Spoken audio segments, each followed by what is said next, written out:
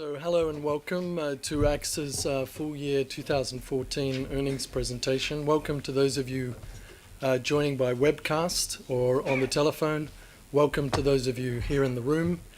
So we're joined here by CEO and Chairman Henri de Cast, with Deputy CEO Denis Duverne and CFO Gerald Alain. And without any further ado, it's my pleasure to hand over to Henri. Thanks, Andrew. Good afternoon, everybody. It's a pleasure to share with you this afternoon these results, especially because we think they are strong and good, and because we think you like the dividend. But we'll come back to that later. So, I mean, what has been 2014? Clearly a strong year. We've been delivering on all fronts regarding Ambition AXA. We are now in 2015 in the last year of Ambition AXA, but 2014 was quite important. And in 2014, I think we have delivered. The dividend is an important point for us because it's both a number and a message. The number is 95. The message is it shows you that the group is confident in its cash generating ability, in the strength of his balance sheet. Discipline, I think we've shown discipline in the operations, in the investments, in an environment which is not particularly easy. But if you look at what we've been doing, I think these were the right things. And we think we are creating the basis for future growth in revenues and earnings. Last but not least, probably the most important thing for the long term of the group, I think we've been progressing pretty well on the digital front. The more we look at it, the more we invest in it, the more we are convinced that this is going to very fundamentally change very key aspects of the industry. From customer relationship, of course, where it's obvious for everybody, but to underwriting, which is probably less obvious to some, but we think that there are many, many things which can be done, and we want to be at the forefront of it. So what do I mean by delivering? Revenue growth, 3%. Ideally, we would have wished it to be slightly higher, clearly, but nevertheless, 3% is a good performance. Second point, underlying earnings growth, 8%. In both domains, the three key pillars of the business have been contributing to the growth, and we'll see that in a few seconds. In life, APEs are up 6%. We told you, I think, at the beginning of the year that what we were expecting would be something around 5%. We have been delivering 6% in an environment where things have not been particularly easy for life companies, because with a decline in interest rates, if you didn't have the acceleration in the diversification of the product mix plus the competitiveness of the group, it's certainly not something we would have achieved. So 6% is a good number, and 14% in terms of earning growth for this segment. It shows that now that I would say the uncertainty related to the financial crisis is starting to dissipate, life and savings are a very significant engine for the group. Property casualty, revenues up 1%, earnings up 2%. Could be seen as slightly disappointing as far as earnings are concerned. We've been hit by natural catastrophes more than on average. Denis will come back to that, but you will see how many points of combined ratio the natural catastrophes are costing us because of hailstorms in Europe and because of the hurricane in Southern California. It's more than the average. If you normalize to try to have a better view of what is the underlying strengths of the earnings in P&C, you would have come to certain percent earnings growth. I mean, this number is what it is, but it's just to give you a view. I don't want to go too far there. Last but not least, asset management. I think 2014 is clearly the demonstration that AXA IM is performing very well and that AB is clearly on its path to recovery. Inflows have been positive in the two firms, different magnitude, 19 billion at IM, 3 billion at AB.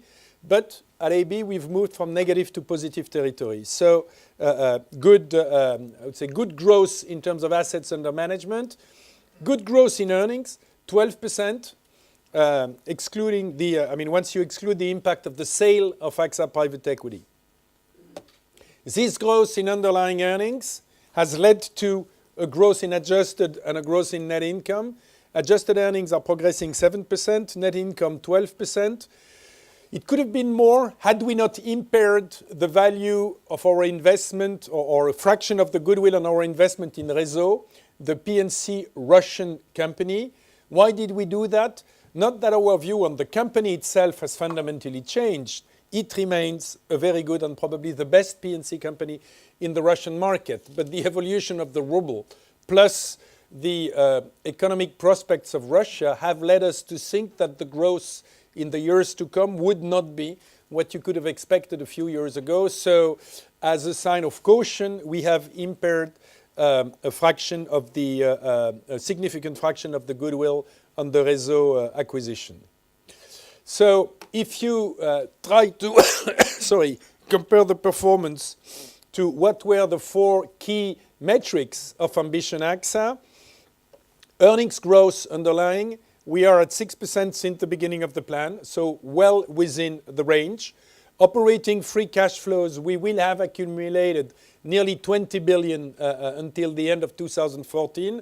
So there too, a very strong capacity of the group to generate cash. You will see later in Denise and Gerald's presentation that in particular in the US, the upstreaming of cash has been very significant in 2014. Return on equity, we are close to the top of the range of Ambition AXA. We've said 13 to 15. We are at 14.5, which we think is a very strong number. Last but not least, gearing. This used to be one of your preoccupations. I think you can sleep quietly on that front. We are at 24%, well within the range. So it shows that, the fundamentals of the group are pretty strong. We are increasing the dividend by 17%, moving the payout ratio. In July or early August, in this very room, we were telling you cautiously that we were listening carefully to you and we're starting to open the door to an increase in the payout. Putting it at 45% is clearly the sign that we are confident in the ability of the group to generate further cash and that we think that the shareholders have to benefit from a portion of this cash. This is leading to a dividend yield which is close to 5% and I think compares well to the rest of the industry. If I go a little bit more into the details on discipline, because I think it's always good to remind you what we had said we would do and to compare it to what we really do. Couple of points to illustrate that. Life business, where are we in terms of product mix? The efforts we started to undertake in 2010 are paying. The general account proportion in the APEs is now 15%, whereas it was 25% at the beginning of the plan. Unit linked has grown significantly and health and protection have grown significantly. So this in a framework where the overall revenues are growing. So it's not as if we would have a sort of stagnant level of business with difficulties to reallocate from one segment to the other. We are able to generate growth whilst changing the mix. Second point, new business value margin, 34%, clearly a satisfactory level. Last but not least, a payback period which has been shortened by 1/3, which we think is also an indication of the competitiveness of the group. P&C, growth in revenues. P&C is probably the area where the group, if you take a 15 years perspective, has grown the fastest, both organically and through acquisitions.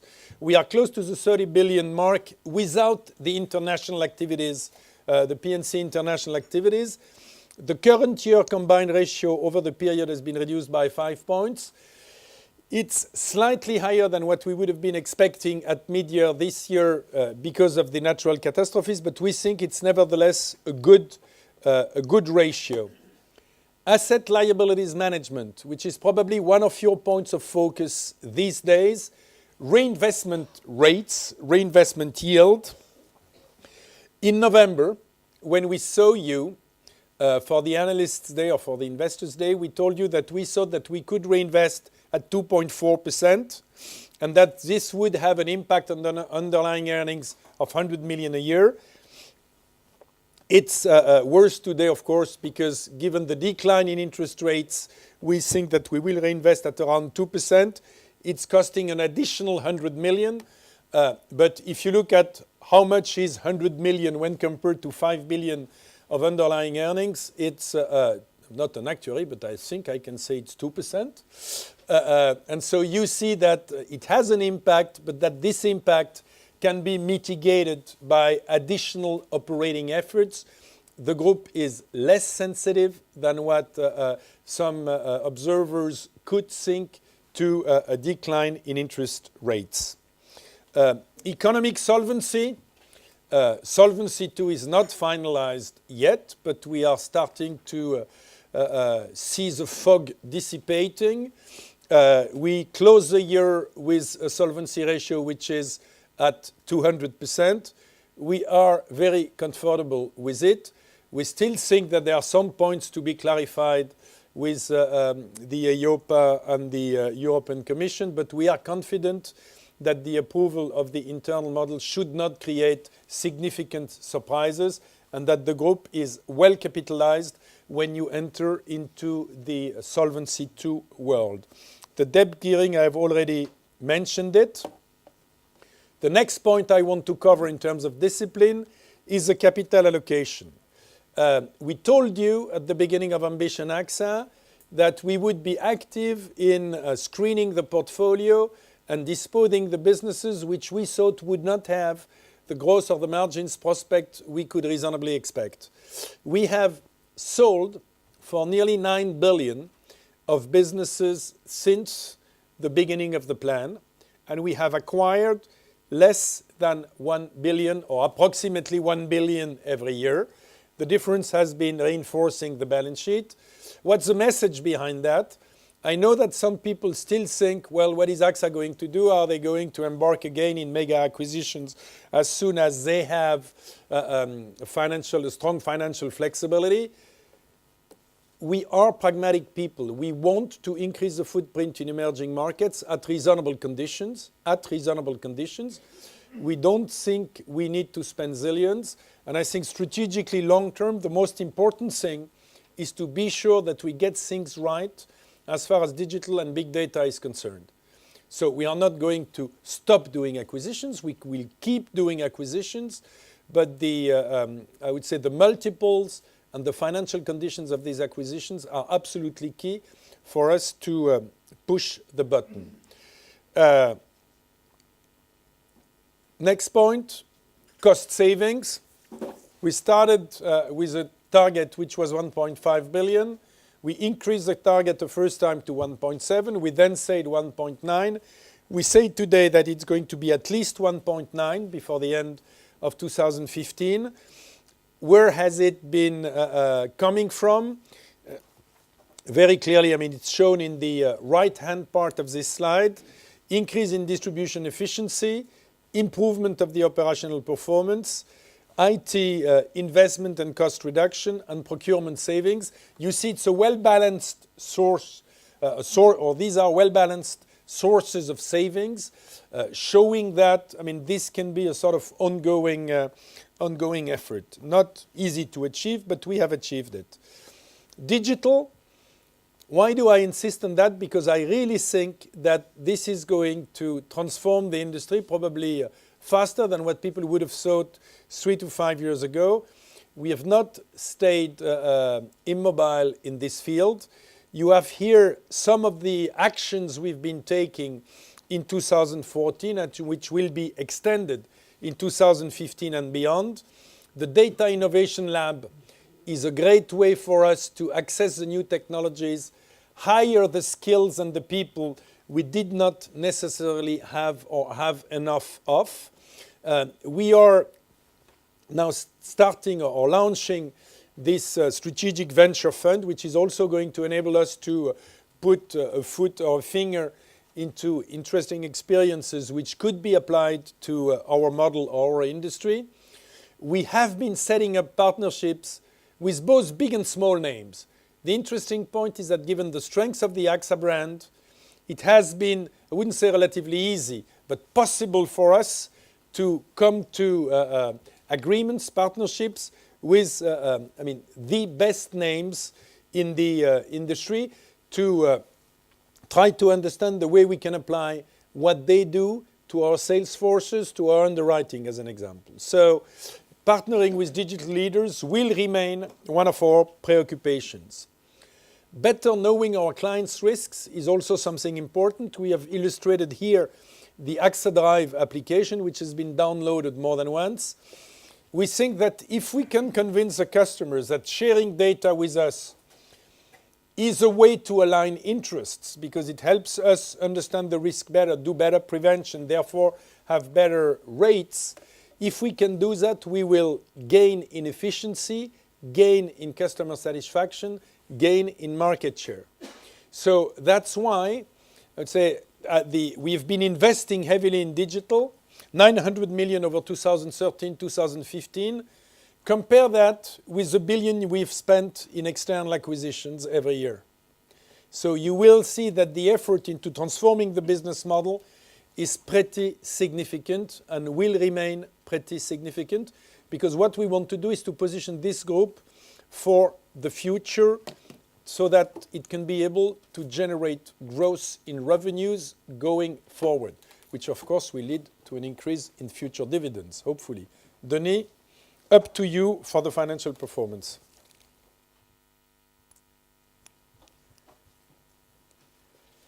Thank you, Henri. Good afternoon, everyone. Where is this one? On top, okay. So I will talk to you about the financial performance and then hand over to Gérald. First, group earnings, the plus 8% of underlying earnings. I'm on slide 820. We had good numbers across the board in all of our businesses. Life and savings plus 14. P&C was plus 2. I will talk later about the level of natural catastrophes. With the normalized level of Nat Cat, we would have been at plus 13. Asset management was flat, but would have been up 12% if we we had not sold the AXA P business in 13. International insurance up 2, banking up 36. Holdings were up, higher expense increased by 11%, reflecting additional investments in brand and digital, and Henri has told you about our digital investments. Looking at the waterfall on slide 21, I would just like to mention that there was an impact of the fact that we sold money in 2013, and we missed the contribution of money during 2014. The other comments I want to make is related to currency impacts. In fact, the forex impact in 2014 were relatively small, because the average level of the US dollar between 13 and 14 was about the same. So the main impact is the yen depreciation, which is an impact of minus 46. Moving to adjusted earnings, they were up 7%. You see that the net realized capital gains and losses are flat at 442 million. Most of that is equity gains, only 100 million euros of realized gains on fixed income. We keep our unrealized gains on fixed income unrealized, because that's that's a function of our ALM. Impairments were relatively stable, to minus 296 against 301 last year. Net income was up 12% at 5,024 million euros. There was a slight positive of the change in fair value and forex, coming mostly from the decline in interest rates. In the exceptional and discontinued operations, we have 100 million euros of impact of our Hungarian loan portfolio. Integration and restructuring costs were more modest than last year. And the intangible amortization, you see the 251 million of goodwill depreciation on our Réseau participation, which Henri mentioned. Going to each of the segments now. On life and savings, new business, Henri mentioned the 6% overall growth of APE. We can decompose that into 4% in mature markets and 14% in high growth markets. So it's still a very good number for high growth markets. In passing, I would note that we had a growth of 28% in our Chinese joint venture.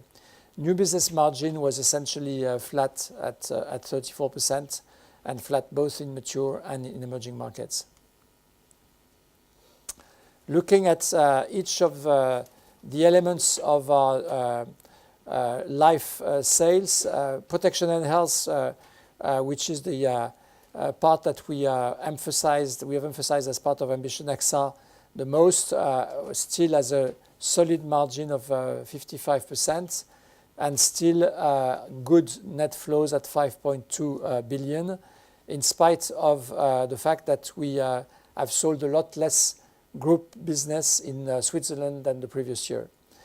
GA savings margins continue to be decent at 14%, even though it's the lowest of the three life segments. We had an increase in the AP of 11 points and negative flows of 2 billion versus 5 billion in the previous years.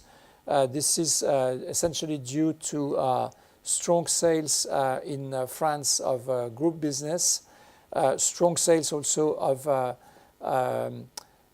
hybrid products with unit-linked and GA savings, and hybrid products strong sales as well in Italy in our JV with MPS. On the unit-linked side, with a margin of 31%, the growth of AP was 9%. The flows were modest at 700 million. They were impacted, as they were last year, by significant outflows coming from the VA buyout offers in the US, which was launched in 13 but had an impact in the first half of 14. Looking at the picture from an earnings standpoint, on a pre-tax basis, our life earnings went up by 17%. They were up 10% in protection and health, thanks to higher fees and revenues linked to higher sales and higher positive prior developments, notably in France. The combined ratio has moved back to, I would say, more normalized levels after 2 years of unfavorable developments. GA savings, the earnings were up 37%, largely as a result of non-repeat of model and assumption changes in Japan, and to a lesser extent to higher positive prior reserve developments. And unit-linked were up 13%. On one hand, we had higher management fees thanks to higher asset base and good equity performance. This was partly offset by lower US VA JMXB margin because of the essentially the decline in interest rates and some basis risk. Moving to property casualty, our revenues were up 1%, 29.5 billion euros, with personal lines up 1%, an average price increase of 1.5%. We had a net of 500,000 new contracts in personal lines. On the commercial line side, we see a slightly higher growth of revenues of 2%, with average price increases of 2.2%. This leads me to the usual picture where we show the pricing trends both in personal lines and commercial lines across our footprint. You see still in 14 a lot of green, so we've been able to implement price increases almost everywhere, with the exception of Asia and our Mediterranean and Latin American region. Overall, plus 1.5 in personal lines, plus 2.2 in commercial lines. Going forward, we still see, I would say, positive trends on the pricing side in France and the UK, more stable or declining prices in the other geographies. Looking at it, distinguishing mature, high growth, and direct, Our revenue growth was clearly disappointing in P&C this year, 1% in mature markets, 2% in high growth markets, and here Asia was up 7%. Again, interesting to note that in China, our AXA Tianping JV had revenues up 19.5% and growth in the direct segment of 49%. Medellé was the big disappointment, where we saw flat revenues in Mexico and slightly declining revenues in Turkey, where the competition intensified in spite of a worrying situation on the bodily injury side that we had flagged already in 2012, but which has continued since then. The direct growth was also more modest than usual at +5%. We saw good growth in France and Japan, but our Spanish portfolio was more challenged given the competitive conditions in Spain. The current year combined ratio improved by 0.2 points overall to 97.6%. There was a slight deterioration in high growth markets linked to what we saw in Mexico and Turkey. I mentioned Turkey in terms of bodily injury. Mexico was hit by Hurricane Odile, which hit Baja California, and we were particularly affected by this hurricane. On the direct side, it's the impact of difficult underwriting conditions in Korea that led to this modest increase in the combined ratio, which remains below 100%. Underlying earnings on P&C went up 2%. I mentioned the fact that we had more than our fair share of natural catastrophes in 2014, with a hit of 1.9 points of combined ratio.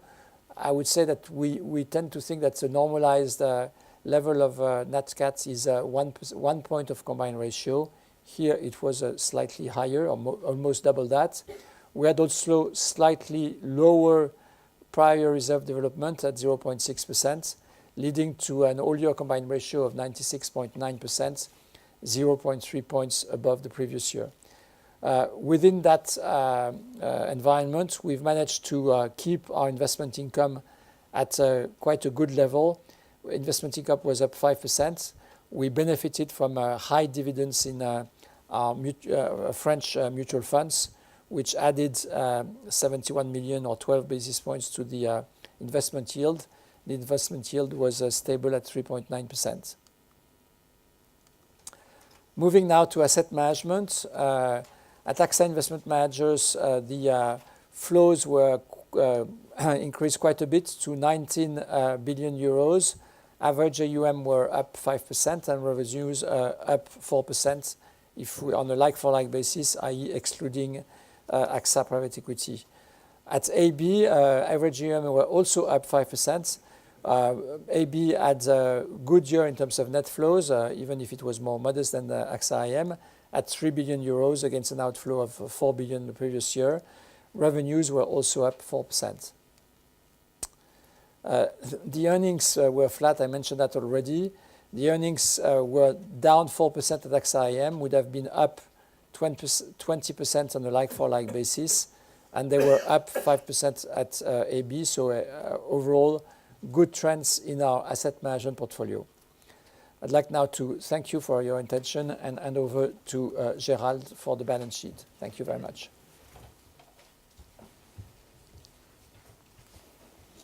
Good afternoon. So the general account amount to 523 billion euros. And we still have 84% in fixed income, which still remain by far the largest asset class. You can notice that govies represent 47% and corporate bonds 29%. We mentioned the fact that the average rating of the govies is maintained at AA, in the AA range, and single A for the corporates. Nothing new and nothing changed on the asset duration, 7.6 years in life and savings, 4.6 years in P&C, and as mentioned by Denis before, for P&C, we have trend, which was more or less stable in terms of earnings yield between 13 and 14.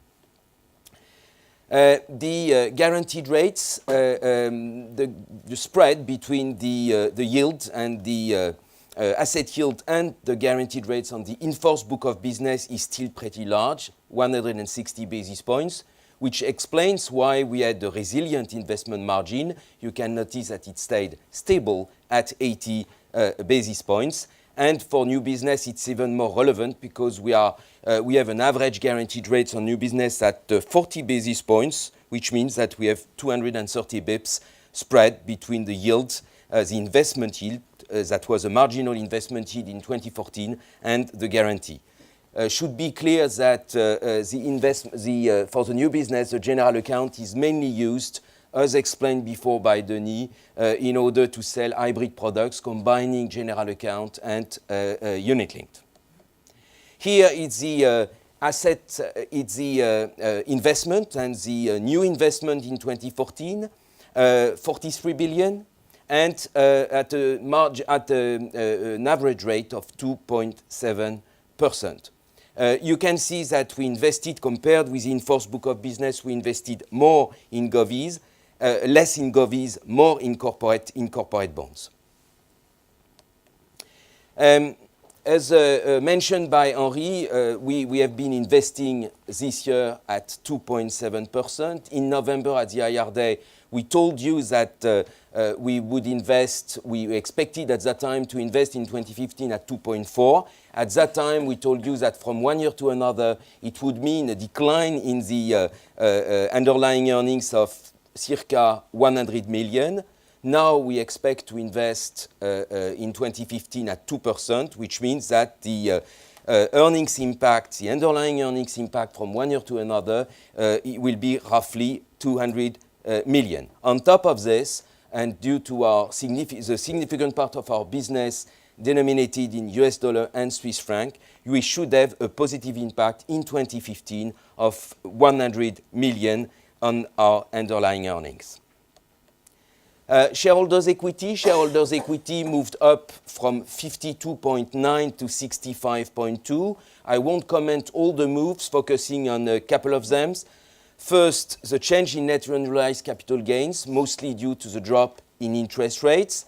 Then forex movements, net of hedging. You know that we have a part of our shareholders' equity which is invested in dollars. And over 2014, the US dollar went down from 231 to from 235 to 221, which explains most of the difference. The change in pension benefit, minus 1.2, that's a net present value. We are using the AA rate, and the AA rate went down by more than 100 basis points, which explains that we have a negative adjustment of 1.2. Next is the debt gearing, which is stable at 24%. You can see on the left that our debt moved up from 12.3 to 13.5, mostly in undated subordinated debt, i.e. Tier 1 and Tier 2. We have a slight increase of the undated subordinated debt because we placed 1 billion in May 2014, whereas for the Tier 2, we had a reimbursement of 2.1 and an increase of only 750 million pounds. Economic solvency went down from 206 to 201. And on the right, you have the key sensitivities, and the key sensitivities, these don't differ so much from last year. What is interesting is the roll forward, because we have an operating return at plus 24%. We have the dividend impact, the dividends that is being paid in May, and we have the market impact. And you can see that although we have a small duration gap, this is mostly explained for 21 points by the lower interest rates. Moving to the group operating cash flows, we had a strong performance this year. We moved our operating cash flow moved up with our performance, with our earnings, and we moved from 5.2 to 5.5 billion. The remittance ratio went up, as announced already at the IR Day in November. We benefited this year from a repayment of the US. which means that in the end, the remittance ratio went up from 75 to 86%. It would have been 73 excluding the US. As a whole, that means that the cash remitted from entities went up by 21%, which is quite sizable. Going into a bit more detail, expected in-force surplus generation went up by 10%, and new business investment was more or less stable, which confirms our disciplines. That means that although we have a 6% APE growth, we have a new business investment which was almost flat. In the end, operating free cash flow went up by 18% from 2.3 to 2.5. Life and savings internal rate of return was stable at 14.2%, with some plus and minuses. Plus is the improvement of the business mix, as explained before, lower unit costs, and at the same time, you could notice for the lower unit costs that our cost to income in life dropped by 4%.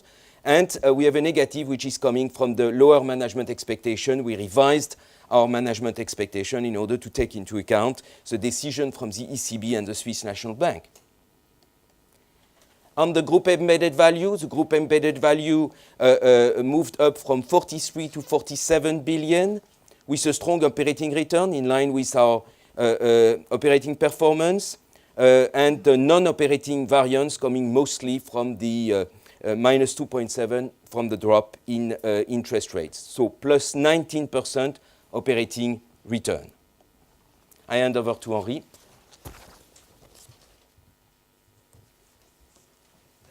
Thank you, Gérald. So if we try to sum up everything, where are we and where do we want to go? What should be the key takeaways for you from this day? First, top-line growth with a business mix which keeps improving. It's exactly what we were intending to achieve, and it's generating a satisfactory earnings growth.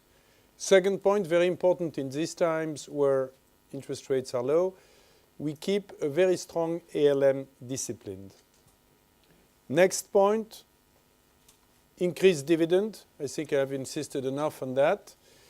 Last point, strong balance sheet. We are confident that the outcome of the Solvency II negotiations will be fine for the group. Going forward, what does this mean? We think we are well positioned to deliver the last year of Ambition AXA. We think we will continue to show a very significant resilience to low interest rates. So we will have, I would say, a sustainable policy in terms of dividend going forward. The group has a strong cash generating ability, and this should create a satisfactory situation for shareholders. The most important thing long term to preserve the competitiveness of this group will be our ability to succeed in the acceleration of the cultural and operational transformation, and we are very much focused on that. And I will now leave room for all the questions you may have. Nick, first. We start on the left.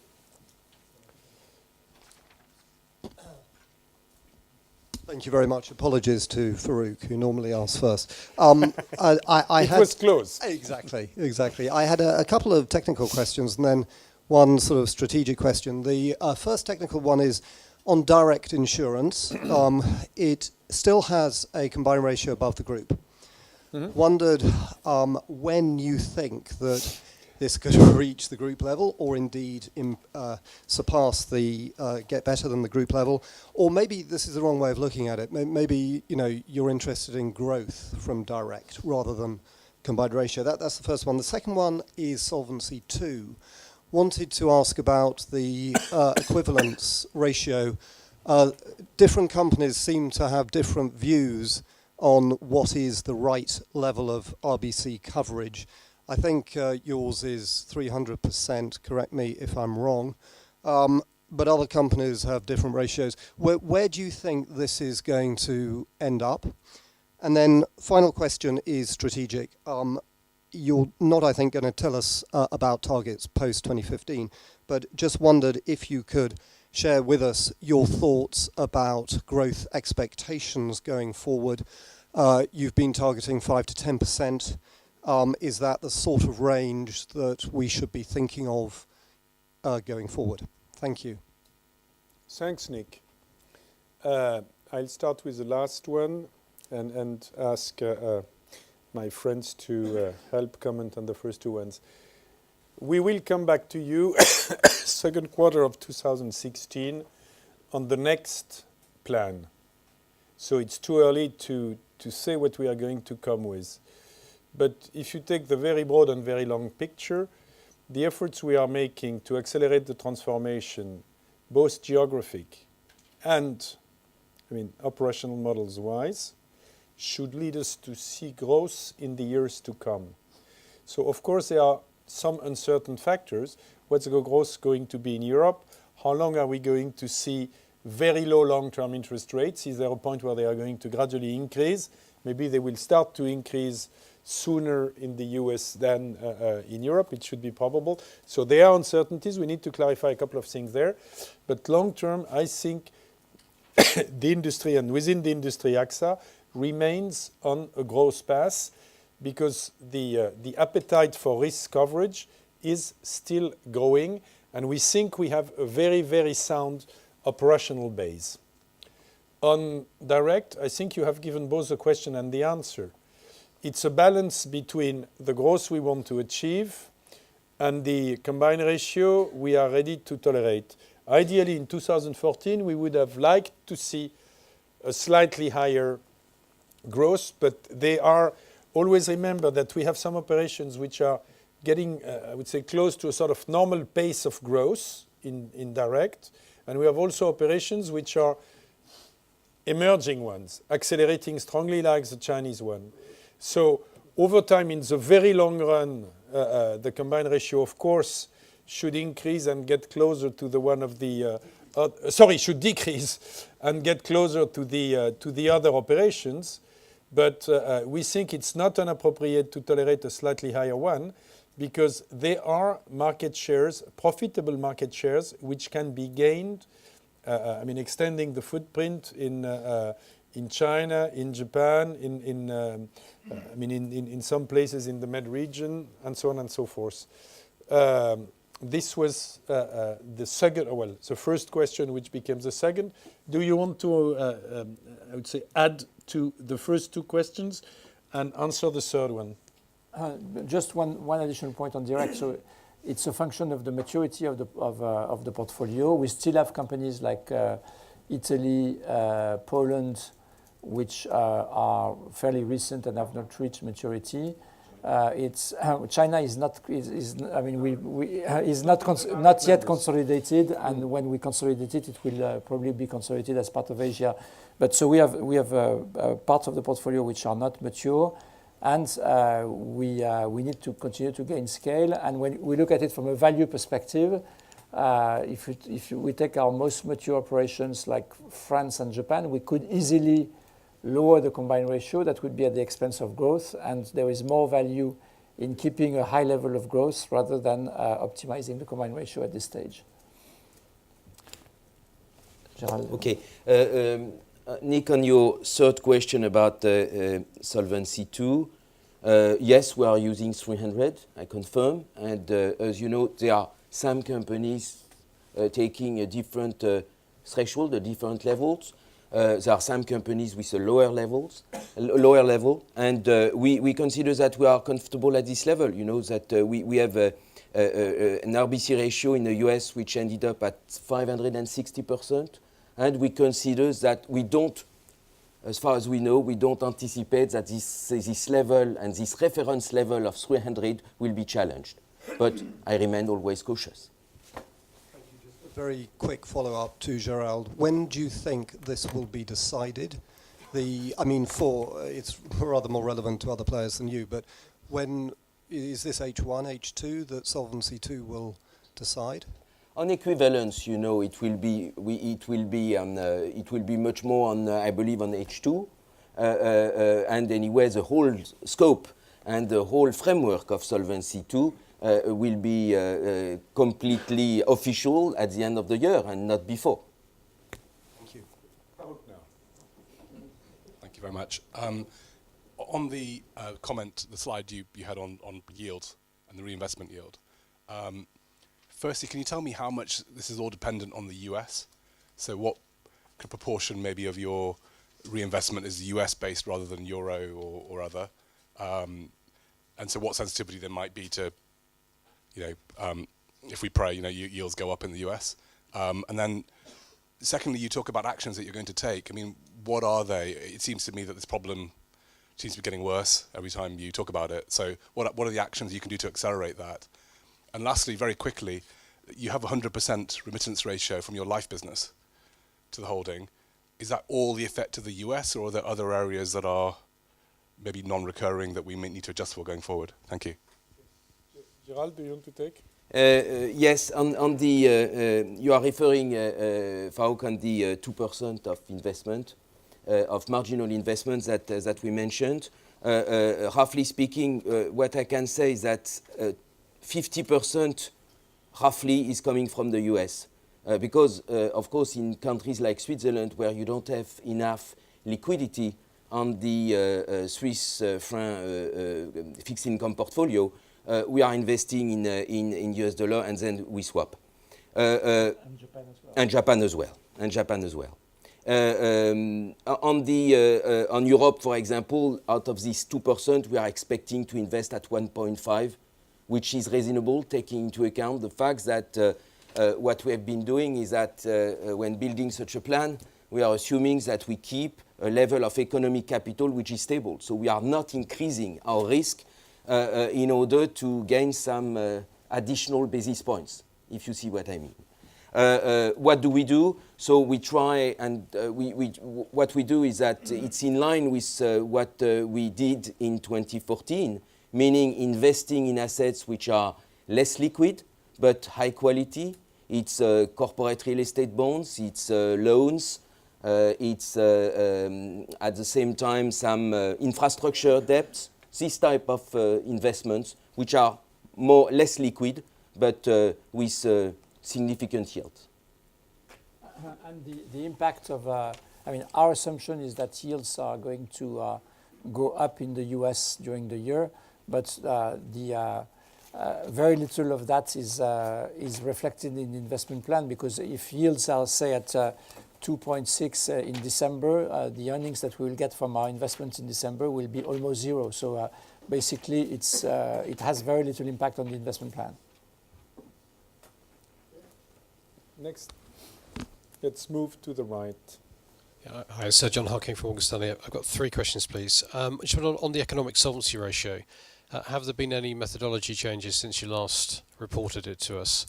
I just wonder if you could give a comment about what the sort of major controversies are in having your model signed off. Is the regulator amenable to internal model gain over standard formula, etc.? That's the first question. Second question, I just wonder your view on what QE will do. It's clearly driven down bond yields. Do you have any expectation it's actually going to work in terms of stimulating European growth and the impact on the business it will have? And just finally on the reinvestment yield, you've taken the number down 40 basis points since November. I just wondered, had there been any commensurate change in the types of assets you consider investing in and the quality of those assets in the last few months? Thank you. Yeah. Sorry, Gerald, do you want to take question 1 and 3 first? Yes, on the economic solvency, no, we didn't change. So that means that it's consistent, and we didn't change the methodology. One part of your question was about the what are the discussion or the open discussion that we could have. You can understand that it's not the right place in order to comment. On the reinvestment, we didn't change. That means that when we, roughly speaking, when we announced 2.4% of marginal reinvestments, that was in November, between November and February, January, February, we didn't change so much our asset allocation. Slightly more investment in illiquid assets, as I said, but again, I insist on the fact that we didn't deteriorate the average quality of our investment. On the impact of QE, I think you have to look at what has happened. I think we have two types of QEs. The ones who are used in economies where either you undertake structural reforms or you have flexibility in the economy. It's the US and the UK. It works. And there are places where you have QE without structural reforms, Japan. After a while, it doesn't work. So continental Europe has a choice, which means the key is now the structural reforms. And the metaphor I've been using with the press is to say that Draghi is absolutely exceptional. I mean, I think he is doing everything he can do and doing it masterfully, but he is the anesthetist. You need the surgeons to take care of the real problem, and the surgeons are the governments. So they have to be the ones acting on structural reforms if at one stage or the other you want to see growth resuming through private investment. Yep. Oliver Steele, Deutsche Bank. Your undiscounted cash flows seem to be quite a lot lower than last year. And part of that's pretty obvious, but particularly the years 6 to 10 seem to be quite a lot lower, both for the back book cash flows, but also for new business cash flows. And you say in the note, I think it's at the last page of your appendix, just in case. Just in case you're looking for it, you say in the note that this has been driven by QE, but I was just wondering if you could sort of comment a bit more on what's driven that and which countries particularly has driven that reduction. And then linked to that, you also talk about back book management actions. I think you've been talking about that for quite a long time, but is there anything imminent that you want to hint to us about? On the undiscounted cash flows, Oliver, I believe that this should be analyzed in the light of the EV report, which is quite thick, and I imagine that you had didn't set so much time to look at it. More globally, it's due to the revision of the yield curves. That means that the management, as you know, this is done on a management case, and the management case has been lowered, as I mentioned. That's exactly the same for IRR and for the calculation of internal rate of return. Nevertheless, one way to answer your question is to mention that as far as IRR is concerned, we are at the same level as previously. Yes, we lowered the first years because, as you can imagine, taking the euro, for example, we are expecting that on the first 3 years, 15, 16, 17, we will be below 1%, which means, and it was not the case before. So long as you flatten the first part of the curve, by definition, you have lower cash flows. But at the same time, we can consider, you noticed also that the implied discount rate was slightly lower. That means that, and you will see it in the report, in the EV report, and it's completely linked. So that's mostly it. On the in-force, you have Paul in the first row who presented very brilliantly in November at the Investor Day on in-force. So you know everything about in-force, and there is nothing new to learn on this topic. And maybe thinking back to one of the questions which we didn't fully answer on the remittances, there was one other exceptional element in 14, which was Japan. Yeah. I mean, the US was large, but we had also one exceptionally high level of remittance from Japan. Which is directly linked to the level of interest rates. When interest rates are very low in Japan, the capital requirements are low as well. Next question. Yep.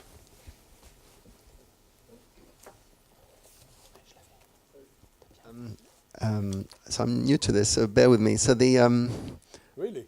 Yeah. 3 point. We won't believe that. No, quite. So the life underlying earnings, 3.1 billion. In the MD&A, there's a note saying that the DAC contributes to this 400 million.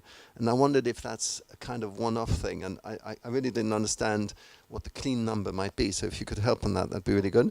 And then you said enough said about dividends. I'd love to hear more about dividends, please.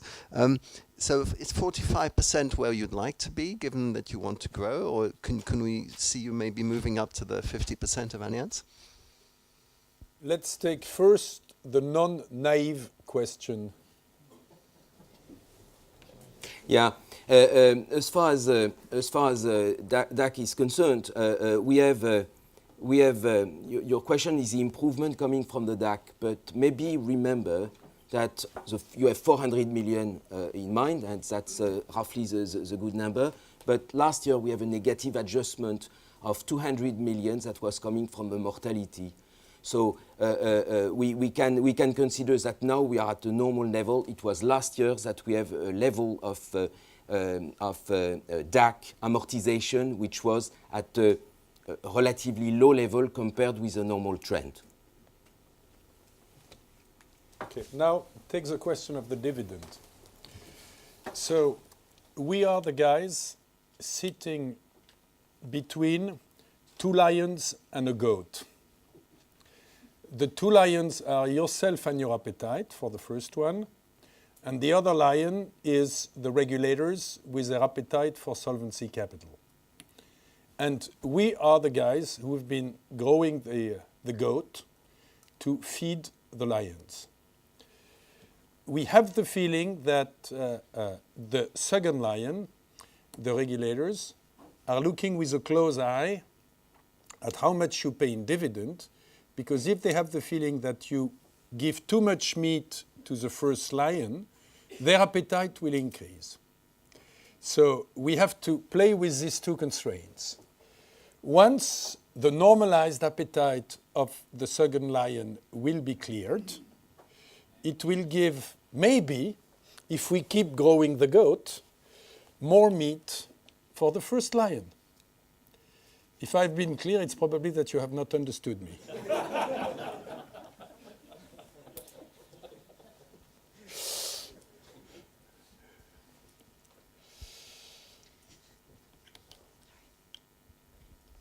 Thanks for that.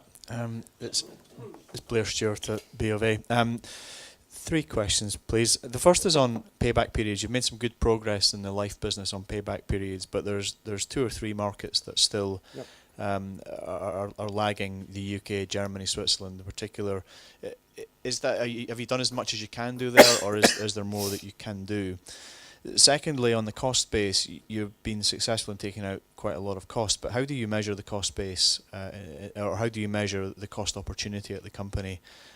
What do you look at internally? How do you benchmark yourself?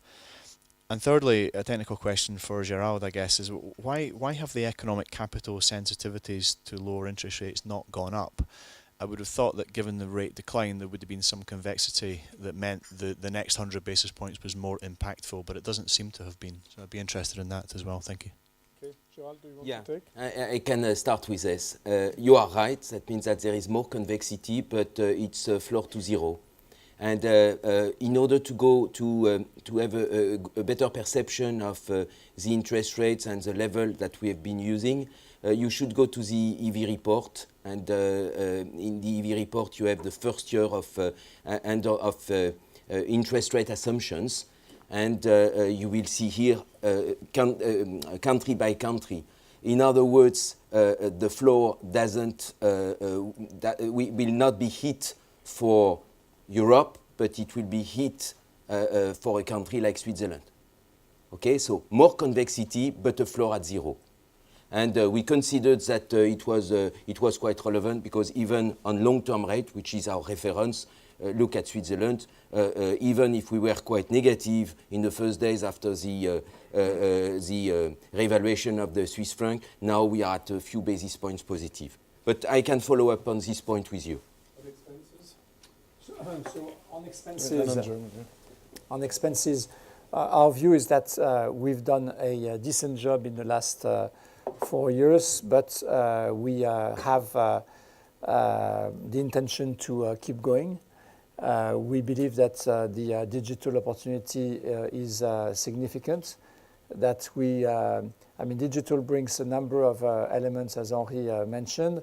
One of the elements is that we are going to change the interaction that we have with the customers and our distributors. But one other element is that we are going to simplify our products, automate a number of back office activities, give back to the customer the ability to make changes by themselves instead of doing those changes within the company. So we see multiple opportunities to continue to improve our productivity, both on the life side and on the P&C side. So there is more to go on efficiency improvements. We have to keep going, and it will not. We do not expect the efforts to slow down going forward. I would say on P&C, we now benchmark favorably compared to our multi-line peers. There is always in each country a company that is more efficient than we are. So we are not. I mean, I would say we are reasonably well positioned, but we have some way to go if we want to be among the best. And on life, it's more difficult to do comparisons because it depends a lot on the nature of distribution. So a company doing mostly bancassurance would have a much lower expense ratio, whereas a company doing mostly wealth management, with a proprietary sales force, would have a much higher expense ratio. So it's much more difficult to. It's more determined by your mix of distribution rather than anything else. So it's very difficult. I mean, if I could find someone who tells me how to measure competitively your performance on the life side from an expense standpoint, I would love to have that. But even talking to consultants, they give different responses to that question. But I would say we are reasonably positioned, but not. I mean, we still have a lot of room for improvement. Yeah. On your first question, you're pointing out the two places where the rates are the lowest, and when we still have some quote legacy books, there is always an additional work of reducing expenses and transformation of the mix. Sorry, but the impact is going to be gradual. You mentioned Germany, Switzerland, and the UK. On the UK, it's obviously we have just reached the break-even in 2014, so the situation should improve as we move into positive territory from an earnings standpoint. Andrew. Good afternoon, it's Andrew Green, Autonomous. 3 questions, if I can. Can you talk a little bit about how you think your economic capital coverage ratio will operate under Solvency II, and whether those sensitivities will expand or not? Secondly, could you talk a little bit about the internal loan and the repayment of that? How big is the internal loan from the US back to France? And I think you paid back 0.7 billion this time. Is there a target which the regulator is aiming for you to, or that you have to lower that? And then thirdly, when we're thinking about general account business in Europe, how much yield do you need to cover your costs, a credit default provision and a profit margin? I.e., how much yield do you need before you can actually credit anything to the customer? Gerald, do you want to take? I'm sorry. Yes, and your first question was about the US. So in the US, they roughly paid back. We had $8 billion loan. It went back to $7 billion. We can expect going forward that the US will repay something between $600 million and $1 billion per year. Yes, it depends from the supervisor, because you know that there are some rules, but we will see. But we should be confident. This year, for example, they accepted that we reimburse the surplus notes. That's for the US. Your second question? No, just on that question, does your main French regulator, or do you have targets for lowering that internal loan to a certain level? No. So there is no. I mean, there is no target. I think it was important for the French regulator, the French supervisor, that to be able to tell them that basically the $3 billion that had been moved to the US in 2008 had been paid back. I mean, we still have some interest to pay back, but the principal has been paid back, so that's quite nice. But there is no target, no constraint at this stage on that number. The other question was on the general account and on the margins. Yes. As far as the general account, maybe we can go back to the appendices and to the life and savings, GA savings on page B26, and you can see here that we have a margin on the GA savings of 840 million. You have all the components, and this margin went up by 226 million in 2015. You have here all the components, and roughly speaking, I could say that we have the margin on revenues, which is 225. You have the admin cost of 619, and starting from this admin cost plus acquisition cost, assuming that we would have a margin on revenues of 225, and we have acquisition cost for 440 and 620 for admin. That means that, roughly speaking, we have 800 million administrative costs with an investment margin of 1.5 billion. So that means that's, roughly speaking, but that's very rough, it's 50%. That means that it should be 40 basis points. We can follow up together, but that's roughly it. And so far, we've been able to maintain our investment spread, even slightly increase it. In this segment, I mean, overall, you know that our investment spread is 80 basis points. You saw in this segment it's 90. You saw in Gerald's part of the presentation that as we lowered the guaranteed rate, we had still ample room to maintain our investment spread. So we are not too worried about that. I think it's more a question of the business mix going forward in the interest of our customers. They should be more and more aware that they will not be able to provide for their retirement. If they invest mainly in general accounts, they have to invest more in unit link to be able to withstand a peaceful retirement. And I think our interests are aligned on that front. Yep. So there's the economic solvency ratio. The economic solvency ratio and the Solvency II ratio. I mean, I cannot say that the figure will be exactly the same, but I can tell you that the sensitivities will be the same. It's the same calculation. The only thing that we don't know yet is the extent to which the capital add-on versus the other model change that we implement will be a net negative, and by how much, but the sensitivities will not change.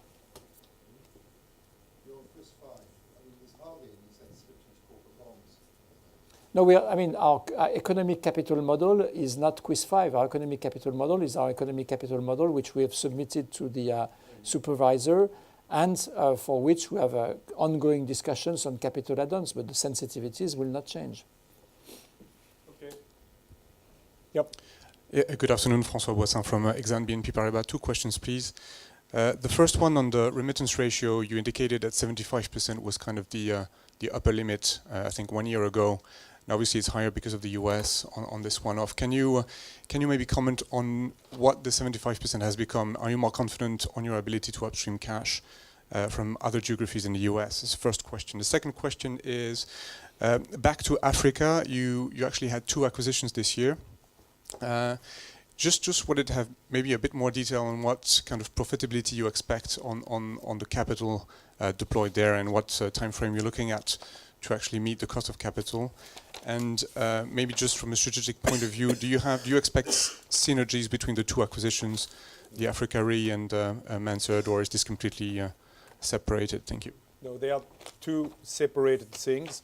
Denis, do you want to comment on Africa, because you've been very instrumental in making this happen? So if you look at our current African portfolio, roughly we've invested in total €500 million in Africa. We have an historical existing presence which is dominated by our presence in Morocco. It's our biggest business.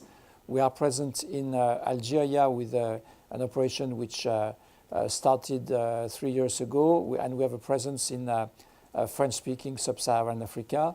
We've added to that Nigeria, and we'll be starting hopefully in Egypt in June through a greenfield. Of that €500 million of investment, currently our return, including Nigeria, will be €50 million of earnings. We don't believe that's the end of the story. We believe it's the beginning of the story, and that we will make more out of this investment. And we still have plans to look at potential opportunities in Africa, because we believe that Africa is a continent where a lot of growth will happen eventually. We are not focused on South Africa because the insurance penetration is even higher than Europe. But the rest of Africa, we are quite interested, and we see very significant growth prospects. The investment in Africa Re was predicated on, I would say, building further connections in the African insurance community, exploring potential cooperations with Africa Re on, I would say, on the understanding of natural events that can hit African operations, because we have some knowledge in that area. They have a lot of market knowledge, and we think we could benefit from that. But there is no direct connection between the two. On the remittance ratio, on the remittance ratio, as I presented just before, last year we were at 75 without any reimbursement from the US. This year, excluding the US repayment, we were at 73%, with some elements which were relatively favorable coming from Japan due to the low rate environment. So I would say that we cannot consider that there is much more potential in this environment from the traditional countries except the US, but including the US, we can expect to have a good level of remittance ratio. On top of this, I should say that in some countries, as you know, like Germany or like Belgium, we have some specific reserves that are imposed because all the dividends are paid from the statutory accounts, that's the ZZR or some such type of special reserves, which makes that from time to time we could have some limits. For the time being, we are not hit by such type of limit, but it's in a very prolonged period of time, we could have a slight decline coming from these countries. But on the reverse, in Japan, if we would stay in an extremely low environment, we could have a quite good level of dividends. I think the important point for you is what has been outlined by Denis a few minutes ago. It's the fact that the US has become again a cash-generating machine. Next question. Yep. Thanks, Ralph Hepkin from KBW. I have 3 questions as well. One is on the P&C performance. I mean, if I didn't do this wrong, it looks to me as if in the second half, the current year combined ratio, excluding the nat cats, was very low indeed. It was about 94%, a bit higher. If I'm not missing something obvious, it would be interesting to hear what the drivers of this good performance were and to which extent you believe that might be sustainable. The second one is again on the 700 million debt repayment. I'm not sure I understand exactly the dynamics of this. How much debt is now left in the US, and to which extent do you think in the future the repayment of that might continue? And also, and I think this is something which Andrew may have asked, the 700 million which has now arrived in the holding, will this actually be used at some point in the future to repay the debt which the holding, I believe, has with France? So you can see that I'm confused on the dynamics. Maybe that would be interesting to clarify. And finally, in the US, we have seen interest rates coming down recently to levels where they were at in 2012. Yes, I hear that you're saying they might actually, or you expect them to go up. They have gone up recently. But just hypothetically, can you explore what the current situation or position of the US VA book is following the 2012 reserve strengthenings? Are you happy that the various assumptions which you make relating to lapse rates, etc., would hold robust in an environment where interest rates might stay low in the US? So I will take the US question. Yes, we remain comfortable with the assumptions that we have in the US as far as customer behavior is concerned. We do not see any reason to go back to to reserve strengthening as we did in 2012. We have done obviously some stress testing of our US portfolio, and we don't see even in this low rate environment reasons to worry about the future evolution of the US business. Obviously, the situation of the US would be much better with higher rates, but we can live with the current level of rates for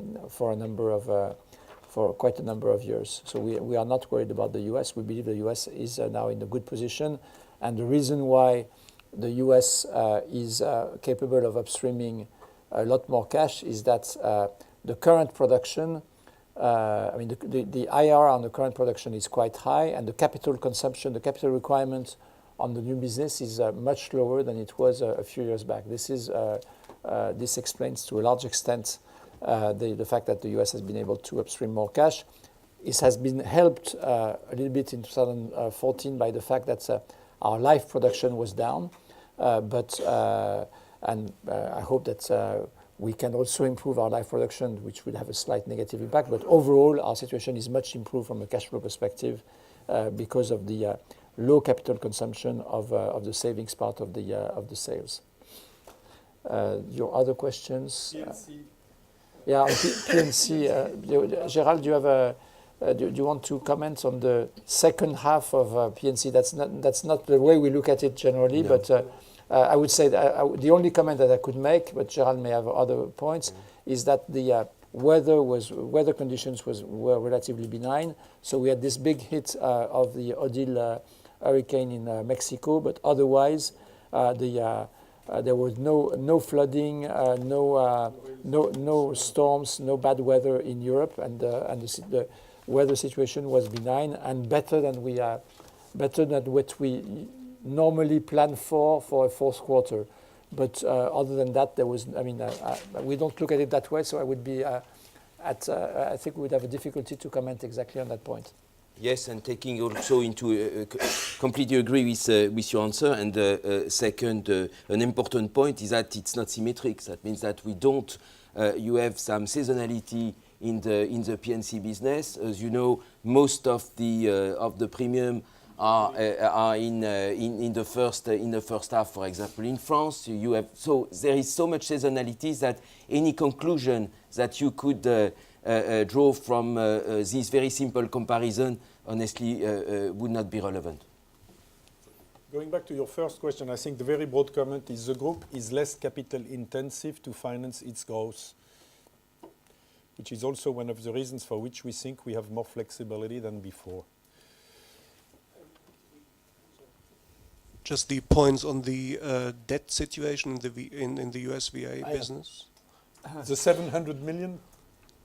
Yeah. I think Gérald has already answered the question that was posed on that. I mean, we've moved from $8 billion to $7 billion. So I don't really understand what your question is. Oh, it just relates to the future. Are the dynamics such that we might expect future or further debt repayments, sure, or down payments?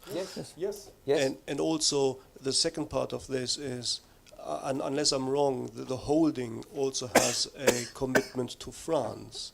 When in 2008, I believe regulatory excess capital was taken out of France and made fungible, put into the US. The 700 million debt repayment has emerged and is now at the holding, unless I'm misunderstanding this. Would there not be in time a repayment from the holding of the French loan? It's a possibility, yes. And has as a consequence now the therefore the gearing at the group level has that increased because of this? No. No. It won't. It's internal, so it's not.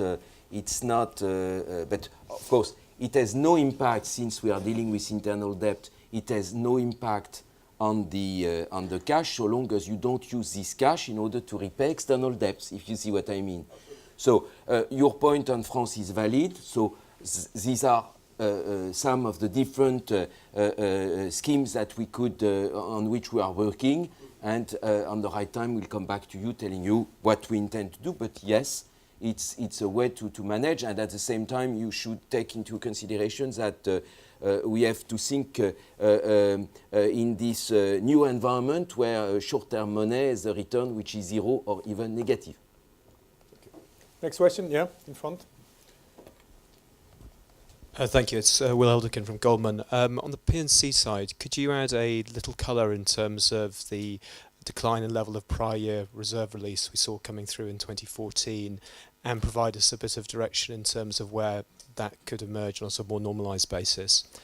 And then secondly, in terms of the remaining Ambition AXA cost reduction target, I think that's at least 300 million to go coming through in 15, if I understood you correctly. How much of that can we sort of realistically expect to see turning up in underlying earnings or whatever metric you want? Okay. On the P&C side, yes, we had some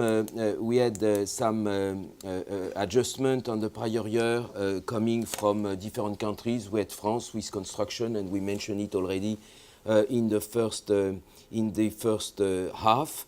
About the second question, which is what would flow through the P&L account. Look at what we to enable us to fulfill the 2015 ambition.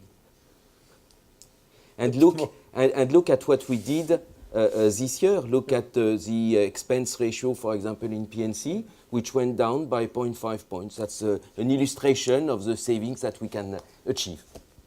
And on the sustainability of the prior releases, I would say that 0.6 was probably a minimum, and the 1.2 of last year was probably a more normalized level. Very good. Yeah, still. Michael. The newcomer has appetite. No, not at all. Well, on dividend, yeah, always. Just on the US cash flow, what was the figure, please? And the other is on Solvency II. How much would the ratio be different if you had a loading for sovereign debt? So we will have a loading for sovereign debt. There is not one now, but that's part of the. We have chosen not to do multiple changes to the number we publish. There are a number of elements which we have not taken into account in the number that we publish, positives and negatives, and we will do one final mop-up once we know the add-ons, once we've agreed the add-ons with the supervisors. But there will be a charge for sovereign risk because our supervisor has asked us within the internal model to put a charge for sovereign risk, and I think we've been already mentioning that. And the other question? The other question was about the US cash flows, if I'm right. So please, you go to page B69, and you have here the cash flows of the different entities, and you will notice that, and you will see that US cash flow went up from 419 last year to 542 this year. It's in euros. Very good. We have one question on the phone, on the web. Yep. Is the mic working? One question from the web, from Pierre Chedeville, from CMCICS. Is AXA planning to evolve, like Société Générale, in terms of its governance by separating the functions of the chairman and the CEO? Not for the time being. We've changed the governance in 2010. We are pragmatic people. If there is a point where we need to do it, We'll do it, but we don't think we need it now. On this happy note, I know there is another one.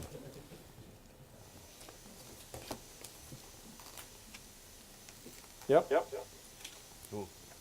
We have a question from Avinash Singh, Nomura. Sir, please go ahead. Yeah, hi. Two questions, please. First one, on your general account savings, you had two positive developments, rather one absence of negative in 2014, and mentioned on slide 27, you have 840 million underlying pre-tax earning. And you also had, a significant cost saving on acquisition cost. Do you think this level is sustainable as a guidance for 2015? And a second one, relatively a smaller one for you. In terms of growth market, India has been a promising but very difficult market. And your joint venture, despite being here for about 15 years, has not done quite well, unlike your peers. Given that government is now allowing you to increase stake to 49%, would you be looking at that possibility? Start with the second question to leave time to find the numbers. On India, we've been late entrants, and therefore it has been difficult for us to find a bancassurance distribution. This is the reason why we've not done as well as other entrants which came in earlier. On the P&C side, we are now in a situation where we are break-even to making money. We have the feeling that with the new government, it's going to be possible to expand the business faster. It's the first time in years that the government has a consistent majority in the lower house. We remain cautious. The insurance ordinance has been passed on allowing foreigners to move from 26 to 49. So that's a good sign, but it has to be approved by both houses. And there still is an issue with the upper house. So we hope it's going to be solved. If it's solved, I think it's going to be an opportunity for us to accelerate the business. If there are a couple of additional changes, maybe we will be in a position to find a bank or to join forces with or to acquire a business from people we will want to exit.